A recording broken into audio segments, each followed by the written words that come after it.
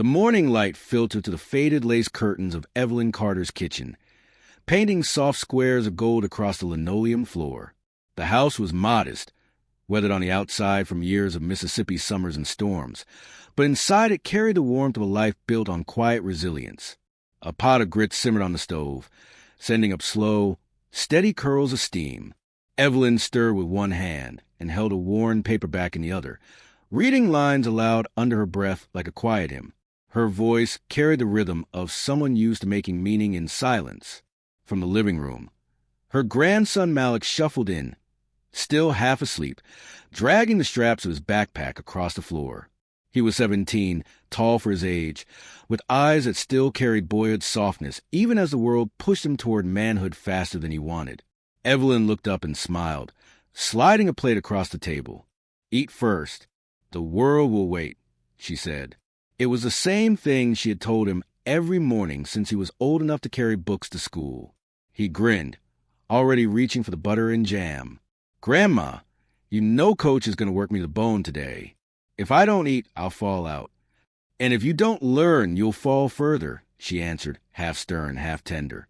It was her way, discipline wrapped in love, each word a reminder that the Carter family had always survived by holding themselves upright no matter what pressed down on them. The clock ticked toward 6:30. Evelyn rinsed her hands and reached for her uniform folded neatly on the chair. Dark blue slacks, a pale shirt, and the janitor's badge that hung on a lanyard. She brushed the fabric carefully before slipping it on. She treated the uniform with respect, not because of what it symbolized in the eyes of others, but because it carried the truth of who she was. Someone who worked, someone who endured, someone who refused to be broken by the world's judgments. By the time she and Malik stepped outside, the sun had fully climbed above the horizon, spilling heat onto the quiet street.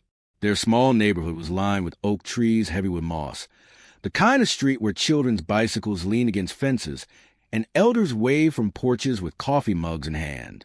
It was a place where everyone knew Evelyn not as a janitor, but as Miss Carter, the woman who always had a word of encouragement, who dropped off casseroles when sickness hit, who told young boys to pull their pants up and young girls to keep their heads high. The school bus groaned to a stop at the corner. Malik gave her a quick hug before jogging off. Evelyn watched him climb aboard, heart swelling with the same mix of fear and pride that lived in her chest every day. She had raised him since he was 4, after her daughter, his mother, passed from an illness that came too fast to fight. Every time Malik walked away from her, she whispered the same prayer: "Lord, keep him safe. Let him come home." Evelyn's shift at Crestwood High began early. By the time the first student arrived, the hallways gleamed under the fluorescent lights, floors waxed smooth as glass. She moved through the corridors like a quiet guardian, mop in hand, keys jangling softly from her belt. Students greeted her with warmth. Some called her Miss E. Others simply smiled. But the adults, the ones with titles before their names, often let their eyes pass right over her, invisible, unless something spilled or broke. Yet Evelyn never bowed her head. She hummed gospel tunes as she worked, each note grounding her. When she caught sight of her reflection in a freshly polished window, she saw the same steady woman she had always been. Lines of strength etched across her face, eyes that had seen too much sorrow but never lost their fire. In these moments, Evelyn felt the truth of her life most clearly. She was not just a janitor. She was a keeper of 1,000 untold stories. The one who knew which students had bruises behind their sleeves, which teachers cried in empty classrooms after hours, which administrators whispered promises in private they'd never keep in public. She saw everything. She carried it all. And though the world often pretended she was small, Evelyn Carter walked her halls with quiet majesty, as if she knew a storm was coming, and that when it did, she would not bend. That Friday evening, the Crestwood High Gymnasium had been transformed into something it had never truly been: a ballroom. Paper lanterns hung from the rafters, strings of lights twinkled along the walls, and rows of tables draped in white cloth waited for the town's wealthiest to arrive. The annual fundraising gala was Crestwood's pride, a ritual where the school board courted donations and flaunted the district's accomplishments. Evelyn had spent the entire week preparing the space, scrubbing the scuffed gym floors until they shone polishing brass handles and making sure not a trace of dust lingered in the corners. By the time the first guest filed in, she was already in the background, dressed in her uniform, blending into the edges of the night. Her presence was meant to be invisible, like the steady hum of lights overhead, but she moved with purpose, sweeping up crumbs, refilling water pitchers, making sure the evening unfolded without flaw. To her, it was another night of work. To everyone else, it was a stage. The crowd glittered with jewels, press suits, and perfumed airs of entitlement. Wealthy donors and school board members mingled, laughter echoing too loud in a space that usually rang with sneakers and whistles. The women, in sequin gowns, glanced at one another like mirrors in competition. The men spoke in voices made heavy with self-importance. Sipping champagne Evelyn had carried in by the crate, Charlotte Whitman arrived late. As always, her entrance designed to draw attention. Draped in emerald silk, blonde hair perfectly styled. She swept into the gym like it was her own theater. At her side, School Board President Richard Whitman trailed with his usual air of authority, shaking hands and slapping backs, but it was Charlotte who drew every eye. She smiled, laughed too loudly, and surveyed the room with the sharp gaze of someone always looking for someone else to stand beneath her heel. Evelyn, down on one knee near the refreshment table, quietly mopped up a spill left by a careless waiter. She worked quickly, eyes lowered, not seeking notice. But Charlotte noticed anyway. She always did. For people like Charlotte, Evelyn was not a woman with a life, a history, or a soul. She was a prop, an example of where the other kind of people belonged. Goodness! Charlotte's voice cut across the chatter, lilting with mock concern. Isn't it tragic? To spend all those years mopping floors just to end up here, on your knees, while the rest of us are standing tall. She let out a laugh, sharp and deliberate. A few people chuckled nervously, others looked away, but Charlotte pressed on. Though I suppose someone has to clean up after us, don't they? The words fell like stones into water, rippling outward. Evelyn stilled, her hand tightening around the mop handle. For a moment, the gym seemed to grow quieter, the music fading to the edges. Her breath slowed. She did not look up. She did not answer. She simply pressed the mop against the floor once more, finishing her work with the same quiet grace as always. Around her, students shifted uncomfortably. Some of them knew Evelyn's kindness too well to laugh. A teacher lowered her gaze, unwilling to challenge Charlotte. Others whispered, eyes darting between the two women, sensing the cruelty yet fearing to acknowledge it. Charlotte, emboldened by the silence, smirked and turned back to her companions. You see, she said, loud enough for the nearest tables to hear. Some people are born to shine. Others are born to scrub the shine into things. It's the order of the world. Evelyn rose slowly, setting the mop aside. She stood tall for just a second, her back straight, chin lifted, before returning quietly to her duties. No outburst, no visible wound. Just silence, the kind that spoke louder than shouting ever could. But the silence did not belong to her alone. It belonged to the room now, heavy, uncomfortable, pressing against everyone's chests. People reached for their drinks, coughed into their hands, tried to restore the ease of the gala. Charlotte laughed again, desperate to reclaim the attention. That was when the doors at the far end of the gym swung open. A tall figure entered, his presence cutting to the hum of voices. The laughter stuttered, then stopped. Richard Whitman's smile faltered. Charlotte, mid-sentence, turned, her expression freezing in place. Henry Carter had arrived. Henry Carter walked with a steadiness that belonged to a man who had already survived wars, both the kind fought on foreign soil and the kind waged quietly at home. His frame carried the discipline of his military years, broad-shouldered, posture unbending. But his eyes were what drew people in. They were dark, calm, and unflinching, the kind of eyes that saw through performance, through lies, through people like Charlotte Whitman. The gym seemed to inhale when he entered, the lights glinting off the modest lapel pin he wore, a simple silver eagle, the only flourish on an otherwise unassuming gray suit. He did not move quickly. Each step was deliberate, like the slow tick of a clock. As he crossed the polished floor, the chatter that filled the room shrank, until even the string quartet playing the corners sounded timid, their notes hesitant. Charlotte blinked, taken off guard. Her laughter hung unfinished in the air, brittle as glass. She glanced at her husband, Richard, who shifted uncomfortably, tugging at his tie as though the collar had suddenly grown too tight. Evelyn, still near the table, looked up at her husband. Her eyes softened, the weight of Charlotte's insult heavy on her shoulders but unspoken on her lips. Henry's gaze found hers instantly, and in that single moment of quiet recognition, something unbreakable passed between them. He walked directly to her, ignoring the stares, the whispers, the cell phones beginning to rise in trembling hands. He reached her side and, without a word, extended his hand. Evelyn hesitated, then let him help her rise from where she had been bent toward the floor. The simple act, his hand lifting hers, was small, but in the charged silence of gala, it became monumental. It was not just a husband helping his wife. It was a man refusing to let her dignity be left on the ground where Charlotte had tried to pin it. Henry turned then, his voice low, deliberate, carrying across the room. "Do you know who you mocked?" Charlotte forced a brittle smile, masking her unease. "Oh, please, it was just a harmless joke. Don't tell me the janitor needs a bodyguard." A murmur rippled through the crowd. Evelyn's jaw tightened. But Henry remained still, his eyes fixed on Charlotte with quiet intensity. "This woman you call the janitor raised 3 children while I was serving overseas. She kept our family alive when the world tried to take everything from us. She worked 2 jobs, cared for her dying mother, and still found time to help the children in the school believe they mattered. Some of those children grew up to be lawyers, doctors, and leaders, all because she refused to let their dreams be scrubbed away." The words were not shouted. They were spoken like testimony, measured and undeniable. The crowd leaned in, drawn not by spectacle but by the weight of truth. Henry stepped closer, his voice sharpening.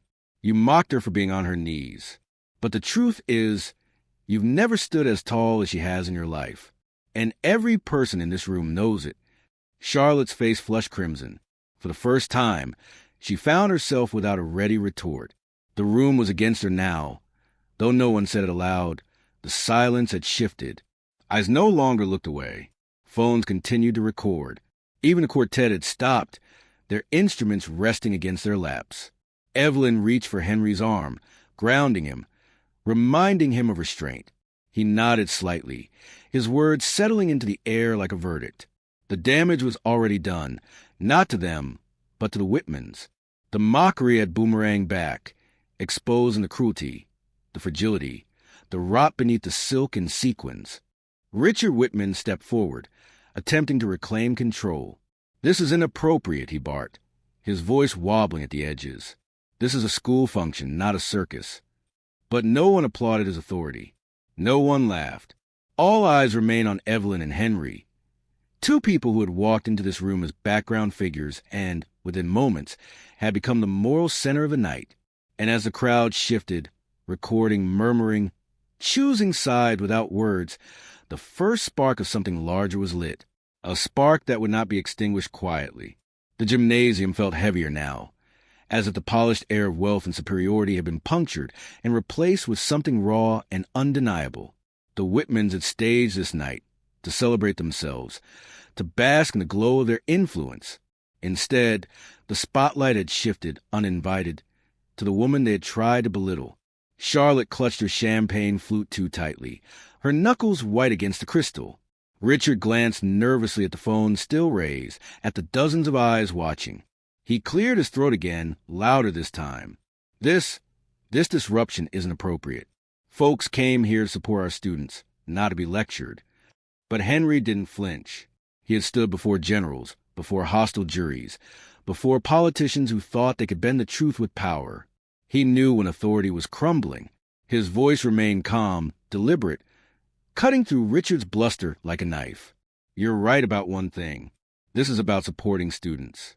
But if you think that means silencing the truth of what happens in these halls, then maybe you've forgotten what schools are meant to teach." Gasps whispered through the crowd.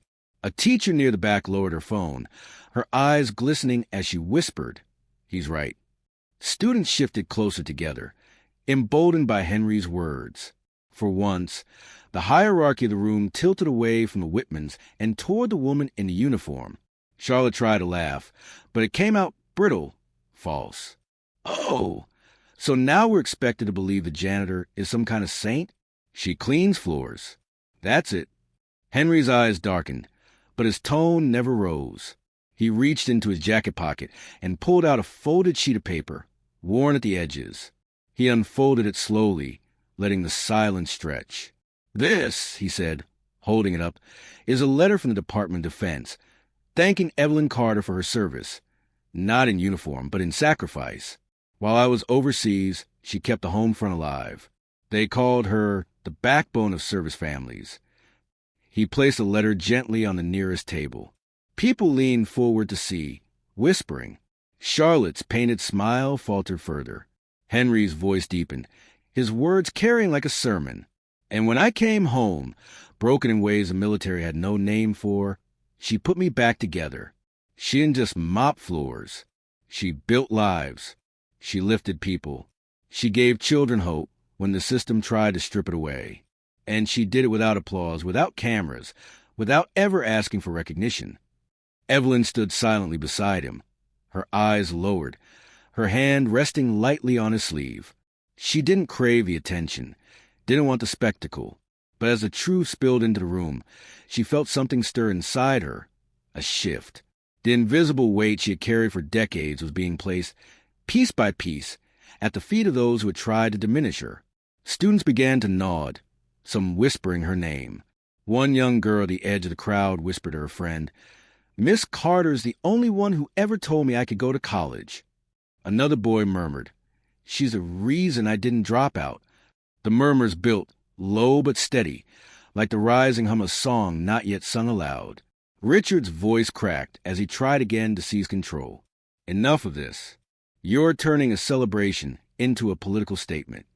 But Henry stepped closer, lowering his voice so the quiet forced everyone to lean in. "The only statement being made tonight is this. You mocked the wrong woman, and the world will know it." Evelyn lifted her head then. For the first time, she looked directly at Charlotte, her gaze steady, unflinching. She said nothing, but her silence was no longer invisible. It was powerful, a mirror that reflected Charlotte's cruelty back at her with devastating clarity. Evelyn stood silently beside him, her eyes lowered, her hand resting lightly on his sleeve. She didn't crave the attention, didn't want the spectacle, but as the truth spilled into the room, she felt something stir inside her, a shift. The invisible weight she had carried for decades was being placed, piece by piece, at the feet of those who had tried to diminish her. Students began to nod, some whispering her name. One young girl at the edge of the crowd whispered to her friend, "Miss Carter's the only one who ever told me I could go to college." Another boy murmured, "She's the reason I didn't drop out." The murmurs built, low but steady, like the rising hum of a song not yet sung aloud. Richard's voice cracked as he tried again to seize control. "Enough of this. You're turning a celebration into a political statement." But Henry stepped closer, lowering his voice so the quiet forced everyone to lean in. "The only statement being made tonight is this. You mocked the wrong woman, and the world will know it." Evelyn lifted her head then. For the first time, she looked directly at Charlotte, her gaze steady, unflinching. She said nothing, but her silence was no longer invisible. It was powerful, a mirror that reflected Charlotte's cruelty back at her with devastating clarity. At Crestwood High, students huddled in the halls, passing phones back and forth.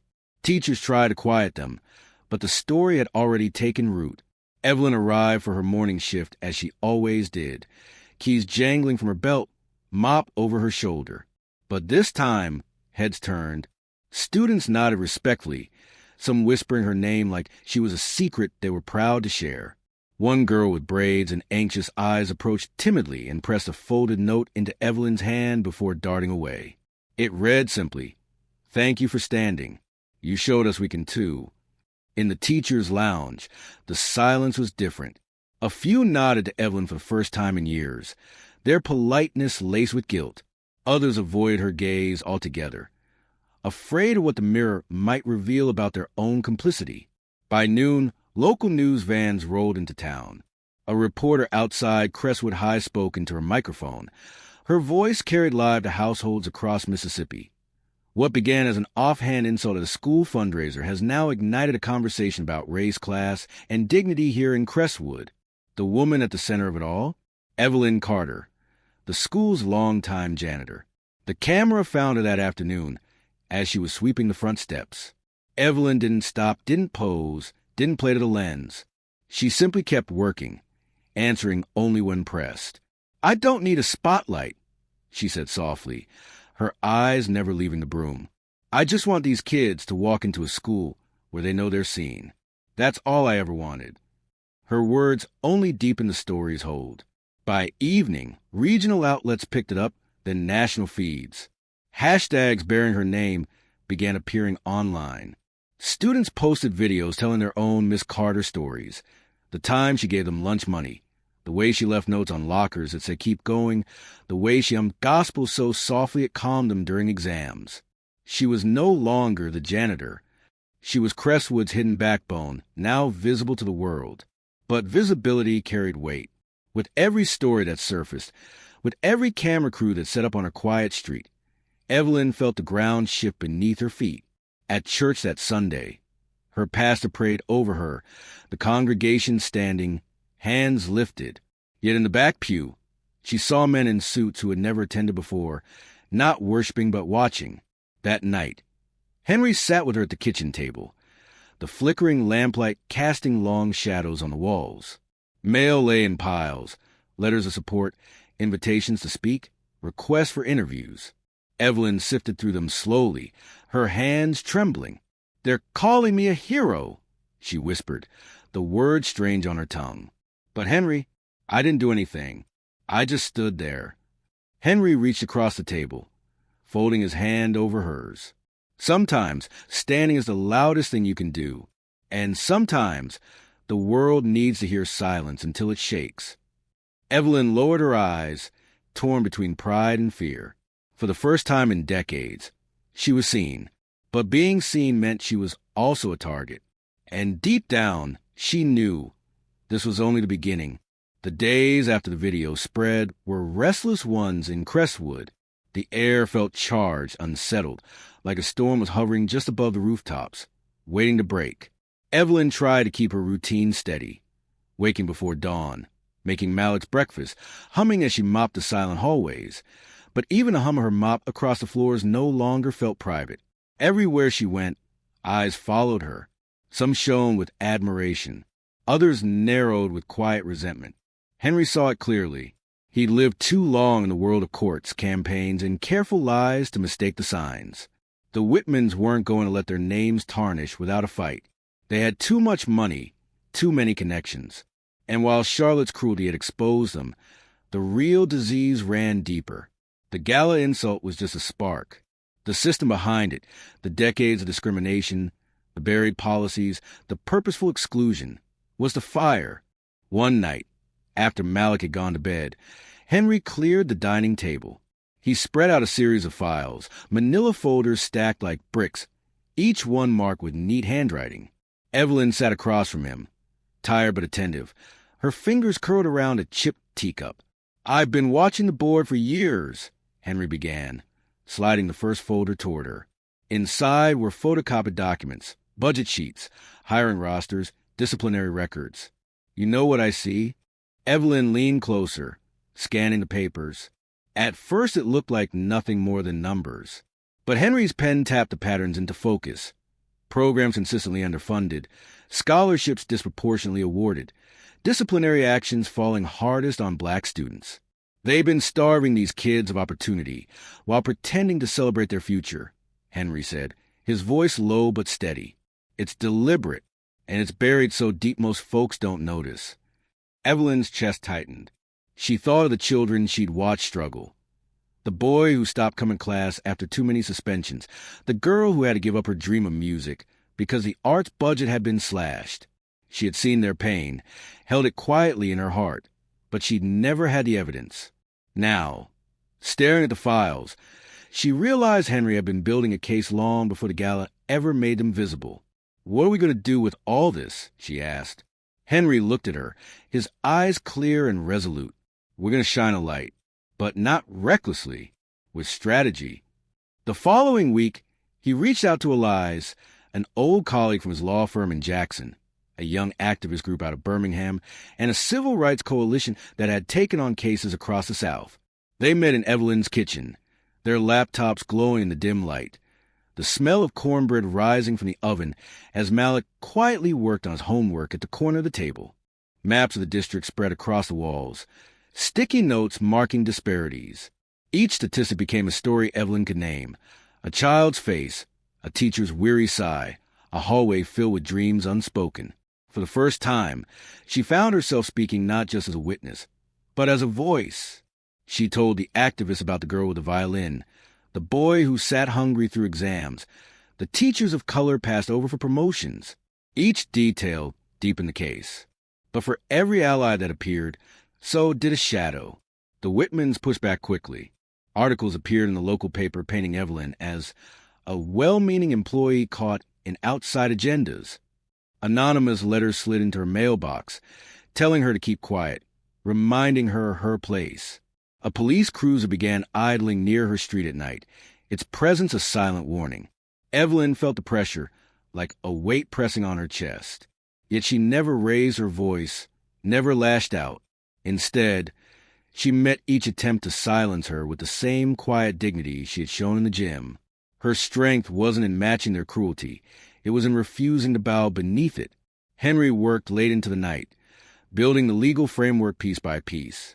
"They expect us to react with anger," he told her one evening, his hand covering hers as exhaustion pressed against her eyes. "But we're not going to give them that. We're going to give them truth.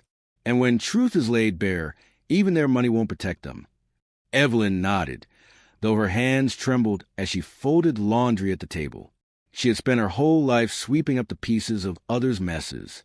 Now, for the first time, she felt they were sweeping towards something bigger, something that could not be hidden beneath wax floors and closed doors. The fight had begun, not with fists, but with files, with memory, with the quiet insistence of justice refusing to be ignored. And though the storm outside was growing, Evelyn Carter's calm stood like the eye at its center. The town hall of Crestwood had never seen such a crowd. On ordinary evenings, the rows of wooden benches stood mostly empty, occupied by a handful of citizens grumbling about potholes or tax hikes. But tonight, the room was packed shoulder to shoulder, air heavy with expectation. Reporters lined the back, their cameras blinking red. Students squeezed into corners, their phones already raised to stream live. Elders from the black church sat together in pressed suits and Sunday hats, hands folded as if preparing for prayer. Even those who had once ignored Evelyn Carter's presence came, compelled by the story that had gripped the town. At the front of the room, Richard Whitman adjusted his microphone, his tie knotted tight against his throat. Beside him, Charlotte sat rigid, emerald silk clinging to her frame, her smile frozen, brittle as a cracked mask. They had called this meeting to restore order after the unfortunate misunderstandings of the gala. But order was not in the air. Truth was. Henry and Evelyn sat quietly in the front row, their files stacked neatly in Henry's leather case. Evelyn's hands were folded in her lap, her posture unshaken, though her heart beat like a drum in her chest. She could feel the weight of every eye, the pressure of every expectation. She had never asked for this fight, never sought the spotlight. Yet here she was, about to stand in the very center of it. Richard cleared his throat into the microphone, his voice booming with forced authority. "Ladies and gentlemen, thank you for coming. I want to begin by saying that the incident at our fundraising gala has been wildly exaggerated. My wife's words were taken out of context, and while some may have been offended, Crestwood is a community built on unity, not division." A murmur of discontent rippled through the crowd. A student near the back muttered, "That's a lie," too loudly. The room shifted. Richard pressed on, his face flushing. "We must not let outside agitators use one harmless joke to smear the good work of this board. Crestwood High is thriving, and I will not allow a handful of critics to tarnish its reputation." That was when Henry stood. He did not wait for permission. He moved with the same unhurried steadiness he had carried into the gala, unfolding his tall frame and walking toward the microphone. The crowd hushed. Even Richard faltered, stepping back as if the air itself had pushed him. Henry's voice was calm, but it carried with the weight of scripture. Harmless joke? You call it harmless to mock the very backbone of this school? You call it harmless to belittle a woman who has spent 30 years making sure your children walked into clean classrooms, ready to learn? No, Mr. Whitman. It was not harmless. It was a mirror, and this town has seen what it reflects. He opened his case and began laying out documents on the table in front of the board, one after another, sheets of numbers, graphs, letters. For years, this board has quietly redirected funds away from programs for black students. For years, hiring decisions have locked out qualified black teachers while less experienced candidates took their place. And for years, suspensions and punishments have fallen disproportionately on our children. We have the records. We have the proof. The crowd stirred, students leaning forward, elders nodding solemnly. Reporters pushed closer. Henry stepped aside, to and Evelyn, but it is not my voice you need to hear tonight. It is hers. Evelyn froze for a breath, her chest tightening. She had not wanted this part. She was not a lawyer, not a politician. She was just a woman who mopped floors. But as she looked at the faces, students who had whispered their thanks, parents who carried unspoken wounds, neighbors who had prayed for change, she knew silence would no longer suffice. She rose slowly and approached the microphone. Her voice trembled at first, but steadied with each word. My name is Evelyn Carter. Most of you know me only as a janitor, and that's fine. I've never needed titles. But what I will not accept any longer is invisibility. The room went utterly still. I've seen your children walk these halls. I've seen them shine with dreams bigger than this town, and I've seen those dreams dimmed by systems that told them they weren't enough. I've seen teachers cry because they weren't given a chance to do more, and I've seen doors close that should have been open wide. Her voice grew firmer, her eyes locking on Richard, then on Charlotte. So, when you laughed at me that night, you weren't just mocking me. You were mocking every child I picked up off the floor. When the world tried to break them, you were mocking dignity itself. The crowd erupted. Applause, shouts, the stomp of feet against wooden floors. Reporters scrambled to capture it. Students cheered her name. Even some board members looked shaken, eyes lowered, ashamed. Richard tried to regain control, pounding the gavel. Order, order in this hall. But the order had shifted. It no longer belonged to him. Evelyn stepped back, her silence now louder than his gavel, her presence undeniable. For the first time, the janitor was not sweeping the room. She was commanding it, and as the cameras flashed, as her words flew beyond those walls into households across the state, Evelyn Carter knew the tide had turned. The Whitmans' reign of mockery and quiet oppression had fractured. The truth was out, and it would not be swept away. The days that followed the town hall felt unlike anything Crestwood had ever known. News vans lined the streets outside the municipal building. Their satellite dishes pointed skyward. Reporters roamed the sidewalks, asking residents for quotes, pressing microphones into the hands of students and parents who had long been invisible in their own community. Across the state, evening broadcasts carried Evelyn's trembling but unbreakable words. Headlines called her the janitor who spoke truth, and though Evelyn never liked the way cameras followed her now, she understood the importance of being heard. At the high school, things shifted quickly. The principal resigned within a week, his silence at the gala exposed in footage that had spread online. Richard Whitman issued a public apology, but it was drowned out by calls for his removal from the school board. Sponsors pulled their funding from his family's real estate firm, and Charlotte, once the town's crown jewel, disappeared from public events altogether. Their faces no longer commanded respect. They carried shame. But for Evelyn, the victory wasn't about the Whitmans' fall. It was about the rise of voices long stifled. Students who had sat in the back of classrooms, fearful of being punished for speaking out, suddenly found themselves encouraged to share their experiences. Teachers began holding listening circles after school, spaces where the stories of inequality and bias were no longer brushed aside. Parents formed committees, not just to demand accountability, but to envision what a just school could look like. One evening, Evelyn walked through the quiet halls of the high school, the same halls she had cleaned for decades. The walls smelled faintly of disinfectant. The lockers clanged as students rushed out into the twilight, and the tile floors gleamed under the last of her mopping. But now, she was no longer invisible here. As she pushed her cart down the corridor, a group of students passed her. A young girl, no older than 16, paused, eyes bright. "Miss Carter, thank you. You made us proud." Evelyn's chest tightened, her throat thick with emotion. She gave the girl a small smile, one hand pressing gently over her heart. She had never wanted thanks, but hearing it, she realized mattered. That night, Henry joined her on the porch of her small house. They sat with mugs of sweet tea, the cicadas buzzing in the humid night air. For the first time in weeks, Evelyn allowed herself to exhale fully. Henry looked at her with that quiet admiration he had always carried. But now there was something else too, recognition. "You know," he said softly, "what you did in that hall, it won't just change Crestwood. It'll ripple outward. Folks are already calling, asking for your guidance. They want you to come speak, to help their towns face their own truths." Evelyn shook her head, a half-smile tugging at her lips. "I'm no politician, Henry. I'm just a woman who cleans up messes." Henry leaned back, his laughter rumbling low. "Maybe so. But sometimes the world needs someone willing to clean up more than floors." They sat in silence for a long moment, the weight of what had happened still settling.